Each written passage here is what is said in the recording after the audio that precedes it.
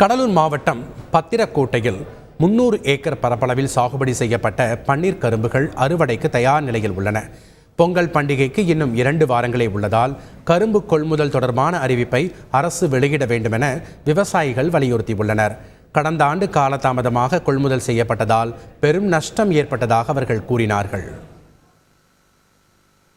கிட்டத்தட்ட எங்கள் பகுதியை சுற்றி ஒரு 300 ஏக்கர் கரும்பு பயிரிடப்பட்டு இருக்கிறது. இது வரைக்கும் அரசு எந்த விதமான அறிவிப்பையும் செய்யலை. போன வருஷமே அரசு தாமதமாக கொள்முதல் பண்ணதுனால கிட்டத்தட்ட ஏகப்பட்ட விவசாயிகள் பாதிக்கப்பட்டாங்க. சில பேர் கரும்பு வாங்காம காஞ்சி போய் தூக்கி போட்டாங்க. அதனால அரசு இந்த வருஷம் கொஞ்சம் முன்கூட்டியே கரும்பு கொள்முதல் பண்ணாலும் எங்களுக்கு நல்லா பெனிஃபிட்டா இருக்கும். ஏற்கனவே ஒரு ஏக்கருக்கு கிட்டத்தட்ட 70-80 கிட்ட செலவு பண்ணியிருக்காங்க. எல்லாமே கடன் வாங்கி கஷ்டப்பட்டு தான் எல்லாம் பண்றாங்க.